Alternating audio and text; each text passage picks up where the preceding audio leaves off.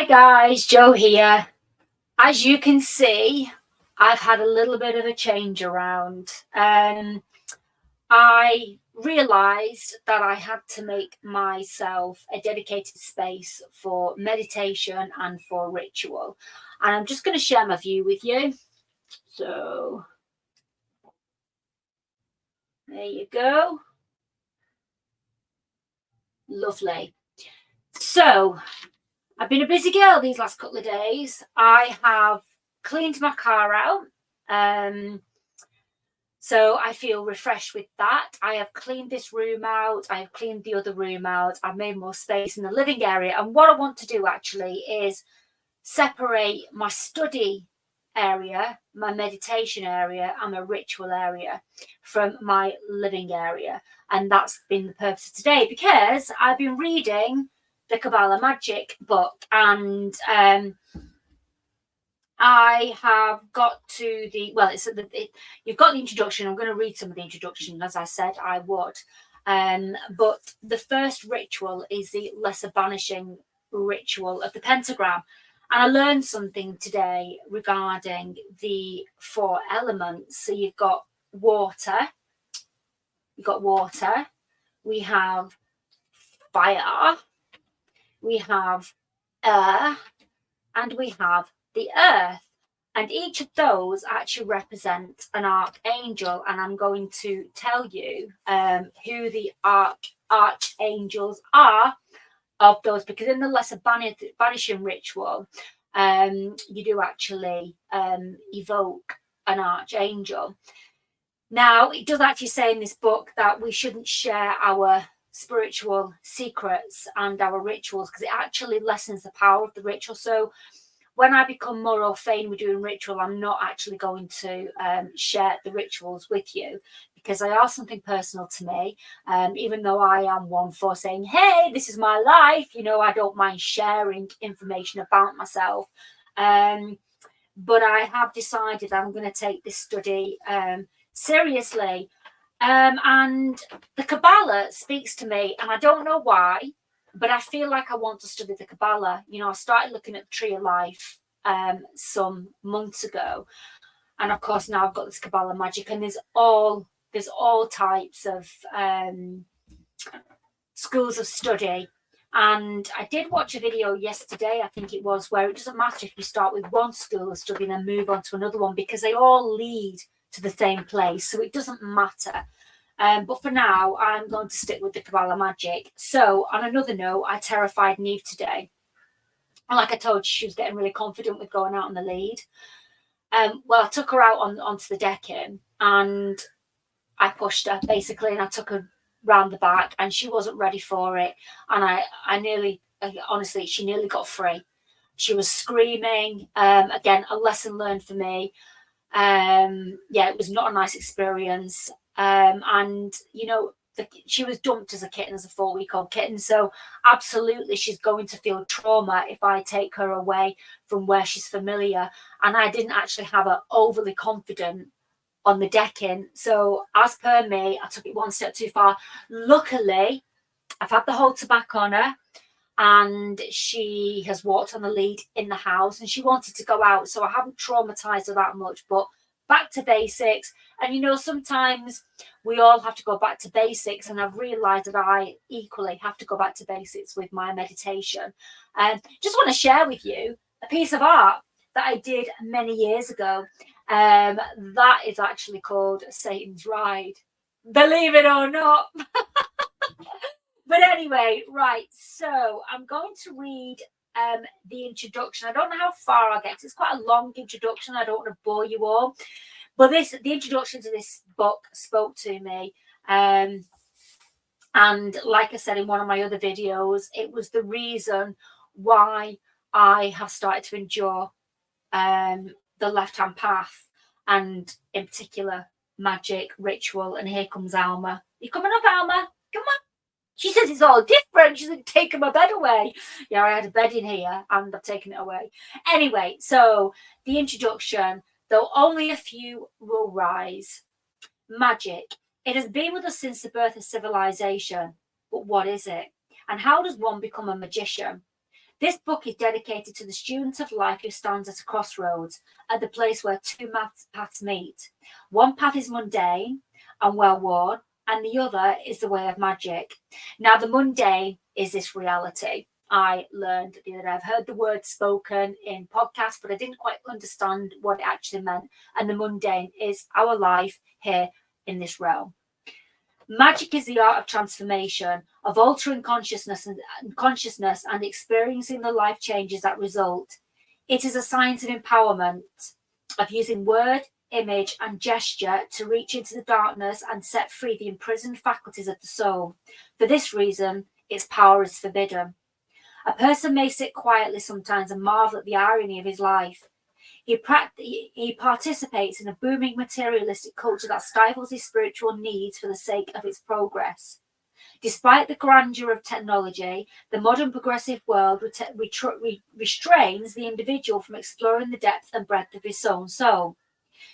His parents and teachers have cautioned him to stay safe in the norm, to be successful, become rich, and start a family. It is disreputable for him to strive for anything outside of those lines. Now, I just want to add a caveat here, because obviously my yesterday's video, or day before, whenever it was I did it, I talked about the need for, or the desire for wealth and success in this realm. And this book kind of contradicts that a little bit. So, and this was actually the reason why I asked in the left-hand path group regarding what does the left-hand path mean to each individual, because I wanted to understand more why we're not striving for the middle path, why one leans more towards the left hand or the right hand. And the Kabbalah, as someone explained to me, is about balance. So, of course, you have the three pillars of the tree with the tree of life. But the left hand, and again, I was watching a video yesterday and the podcaster talked about we're not here to stay in the dark. The dark is for us to, and working with demons is for us to progress, to get rid of the demons that are within us. It's a lifelong progress, because we will always, we've got deep-rooted trauma and those traumas will be triggered. But that's the whole point of the clip-off, and why equally I'm reading about the clip-off. Those of you who haven't watched previous videos, the clip-off is the reverse of the tree of life. So one goes through the clip-off, they go through the abyss, and then they can emerge through the tree of life and start ascending up through the sephirots, which are the emanations of God, one could say. So yes, his book does say here that we are taught to live in this material world, and the soul and the spirit goes out the window, which in actual fact is correct. A lot of us don't understand that we have soul, we have spirit. We don't understand what it means to walk a path of spiritualism. We don't understand that it involves magic, and we equally don't understand that it involves leaning towards the dark. So I just wanted to add that in there, because it's a little bit of a contradiction to yesterday's video.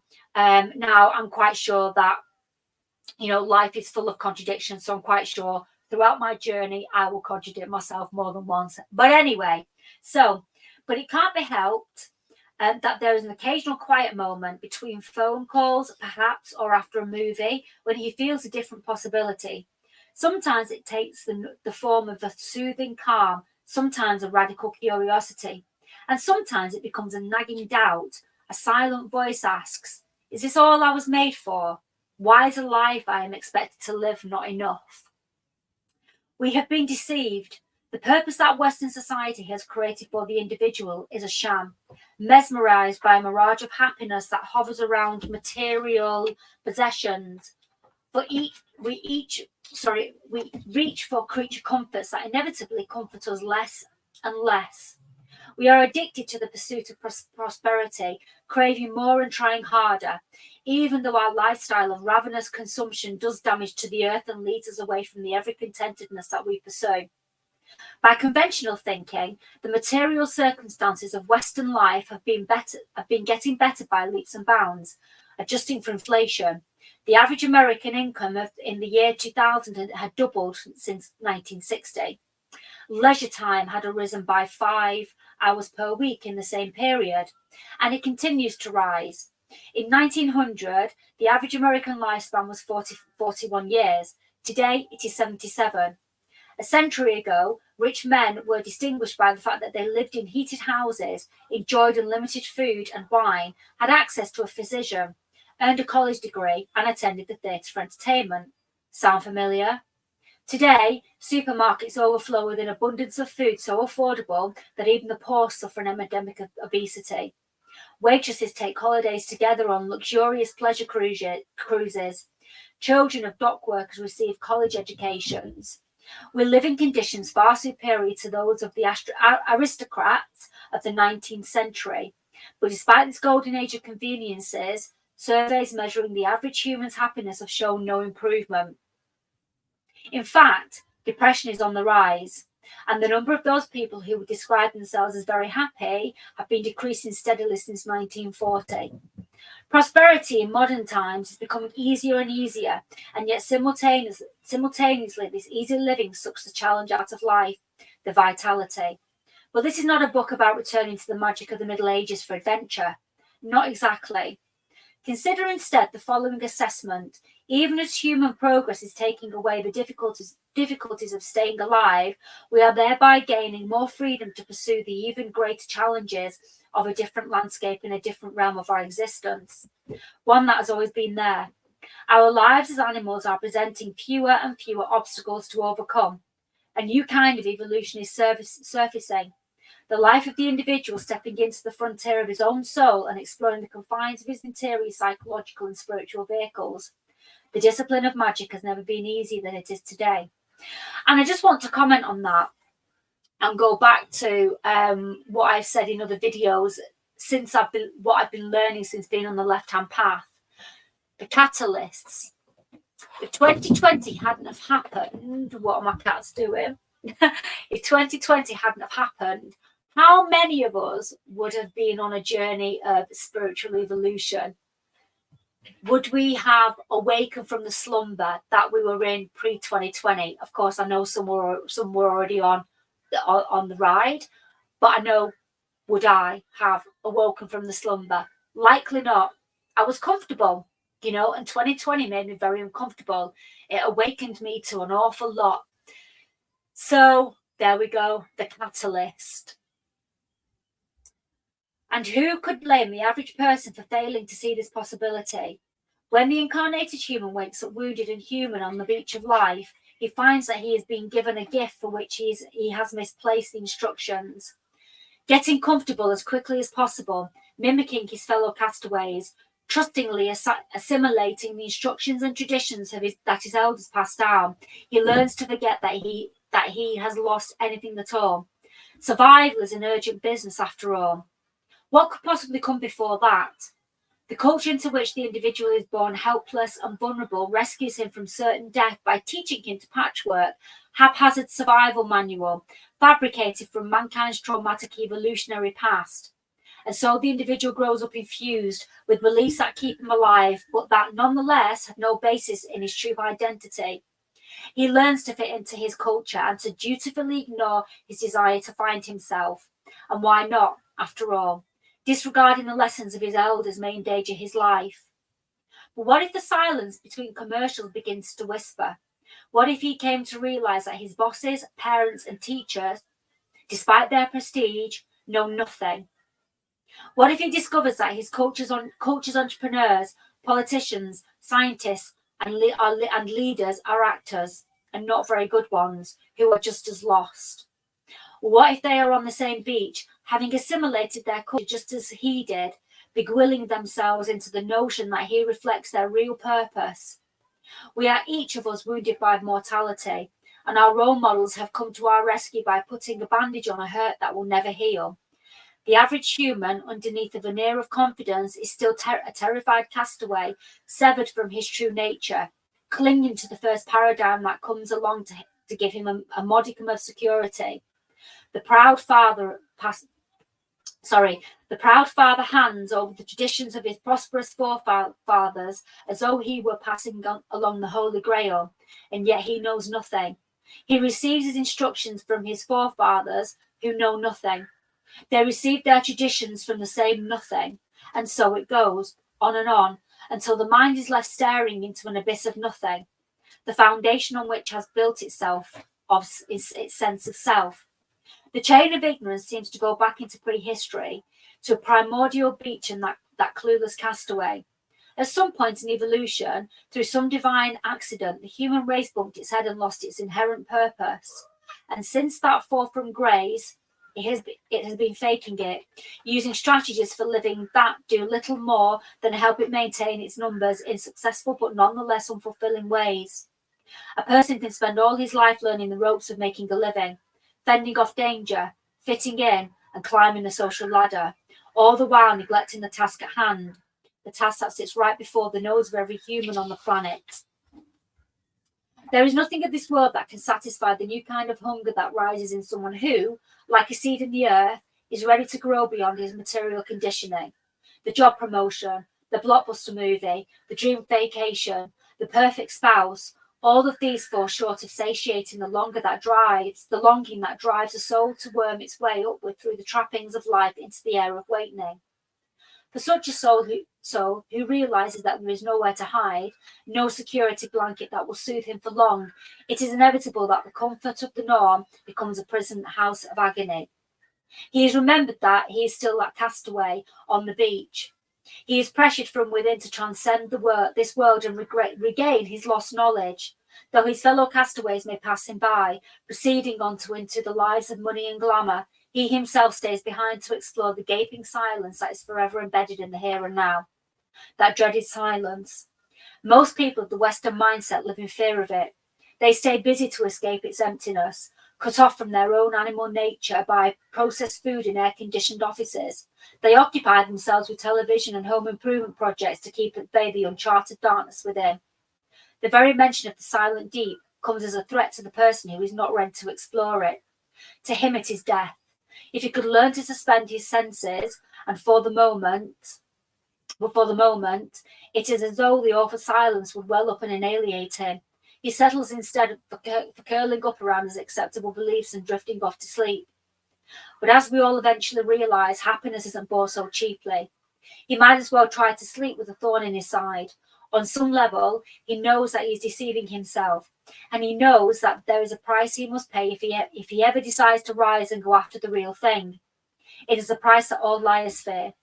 The more he distances himself from his true nature by chasing the distractions of the mundane path, the more he is prone to closing himself against the source of his own happiness, dismissing its mystery with nervous laughter as though it were an uncomfortable lull at a party. For there is a light hidden in the unexplored darkness, if only he knew how to reach it. It is usually not until he gets very old or threatened by death that he begins to yearn for the other path at the crossroads, when at last he is ill and the hour is late. He regrets not having danced a little closer to the edge of the abyss, not having lived more adventurously. And again, I just want to remind you, I think the abyss, now when you do the clip off, once you've gone through the different shells, you go through the abyss. I also believe that the abyss is through the Sephiroth of knowledge, which is guarded by Lucifer. This book may say different, but my knowledge so far is guarded by Lucifer, which gets us to wisdom, understanding, and then to Kether. And the triad at the top of the tree of life is the abyss. The silence inside of you is the realm of magic. It is behind the doors of matter within the gates of your mother's womb. It is the invisible land of your origin, your sensory impressions of the room in which you sit reading, the very landscape in which you take your daily walk, cover it up like a membrane on some vast cosmic drum. The true nature of the human condition is kept from you, hiding itself maddeningly behind its own reverberating sounds, sights, and textures. And the substance of that fluctuating membrane, the very medium of the deafening hum of the world, is the same as that of the sinew, skin, and bone of your body. Our throbbing biological processes are part of the vast web of life that encases a mystery. The activities of that web overshadow the invisible depths of the inner world, like algae on the surface of still waters. And beneath the visible, an infinite mind broods like an abyss. The typical human shrinks in fear of the precipice, but he needn't worry. He is, for the most part, safe from being consumed by the worlds within, for he usually cannot experience them unless properly trained as a magician. It is possible to regain the memory that was lost in that fateful shipwreck. You indeed have access to that silent place from which you came. The alternative path at the crossroad is always present, but access to it is only granted by the surrender of false credentials. In fact, the nearness of that surrender haunts your every step through life. Like a sand spur in the comfortable bed of conformity, it prods you to awaken. It is a throbbing of the mortal wound. It is a serpent in Eden, the nagging present that keeps the ignorance of the garden from smothering you completely in the bustle of the human jungle. There is another life calling from beneath the brittle whitewash of compromise. And no matter how much you try to shift around and get comfortable, the thorn is always there, digging in, a wordless reminder that things are not as they seem. Is it too late to step up to the precipice, to jump? This book encourages the adventure of discovery that awaits anyone who would dare to step out of the hive mind and take those first steps on the path of magic. It does not propose to help him in the way most other books would, by handing him a new paradigm at the expense of him finding his own. It does not encourage the adoption of a prefabricated life, or, worse yet, another tiresome system of comforting beliefs. Humans are born to discover their own purpose, not to have a mockery of it handed to them. They are born to become magicians. A magician is a human being who has used special techniques to uncover his true nature. He is someone on the path of self-discovery, becoming more empowered every day, more himself. There are several radical magical traditions that are feared by those who are still hiding from their true selves, that have remained concealed within the depths of our world's cultures. An awakened few maintain them in secrecy. These traditions of transformation are referred to as esoteric, reserved for the select few, because only a few among 10,000 will rise and take up the great work of recovering the lost knowledge of the higher self, none other than the source of the silent voice that speaks to each of us from within. If you look at history as though from a great height, you may see accounts of certain individuals who, from time to time, have fulfilled that quest. Sages, saviors, mystics, Renaissance men, artists, and even scientists speak out as proponents of the silence. They move on a different road, hewn through the dark, invisible kingdom of the soul. These are the adepts of life who have refused to be swept along by the conventional chase. They are the keepers of magical power, and walking among us, hidden in plain sight, they live by different principles, by radical curiosity. They use techniques and experiments to prod the world of appearances to show forth its true nature, invisible to the eye, soundless to the ear, and void to the touch. A landscape of evolution awaits of us just beyond the membrane of the five senses. For those who have learned the methodology of listening in on the silence, the purpose of life asserts itself forcefully from within by the techniques of the magician's craft. A book of one's own instructions is waiting to be translated from silence into any words or deeds necessary to express it. To be the impetuous, I think that says, to the creation of a new life founded on wonder, mystery, and limitless power. The magician's eyes glow with an irresistible purpose. Behind his every word is the unmistakable quality of the resonating silence. As the famous theologian Max Picard writes, the world of silence without speech is the world before creation, the world of unfinished creation. In silence, truth is passive and slumbering, but in language, it is wide awake. Silence is fulfilled, only by speech comes forth from silence and gives its meaning and honour. Magic is a science and art of expressing silence within the medium of sound, the showing stillness of the midst of gesture, of drawing forth light from darkness, and of transforming a mortal into a god. Let your mind slip into a reverie. Ponder the setting you are in as you read this book. This silent voice broods behind the appearances of the physical world, behind the sensations of in your fingertips as you turn the pages. Beneath your feet, as you turn the pages, beneath your feet as they touch the floor, beyond the background noise of traffic or birdsong. To the magician, that presence is a singular divine entity, God, perhaps, and the world of nature is a skin of a divine self that speaks wordlessly from within all natural phenomena. Your sensations are alive beneath their every nuance, vibrating with occult power. The secret to which the magicians throughout history have been privy is that the divine being within has gone out on a limb on our path, handing us the reins to its power. In the Western occult tradition, this is the mystery of the Grail and of the Christ. The lapis exilis, the stone of wisdom, fell from heaven. It is the Grail. It is up to us to lay claim to that stone of power, the philosopher's stone of the alchemists. The Christ force exists within the individual, not in some black book, marble building, or Sunday school lecture. There are methods by which he can call it forth. The lost instructions are his for the asking, but he must learn first how to transform his physical body into something more than human, into a worthy vessel. He must sift through the dross and miasma of earthly life to find the lost stone. There is a secret process by which this transformation is accomplished, and the person who has succeeded in the task is known as magician, adept, and wizard. He has become an agent of the silent voice, and he is a dangerous catalyst for the same kind of magical transformation in other people's lives wherever he goes. This is the work done on the road less travelled, and it can be lonely and arduous. To uncover magical power requires a strict discipline that separates the student from convention, that insulates him from the societal, tribal, and familiar institutions that attempt to sell him substitutes for truth. The marketplace of ready-made lives is much too noisy for the beginner on the path of wisdom. The identities sold cheaply in the market are not bad things. We adopt them because they are the foundation of a great machine that supports survival of the masses. Likewise, the various institutions of our culture that teem with unenlightened people are not bad. They are the support systems that our parents and teachers have used up until now to nurture us, to control us, subordinating us to the group mind. We only slough them off when they have served their purpose and we are ready to grow beyond them. To see such systems in their true light, we must undo their hold in order to make a difference in the lives of those who are enslaved. One must first be free of oneself, and so begins the tedious process of untangling the soul. Does this sound dangerous?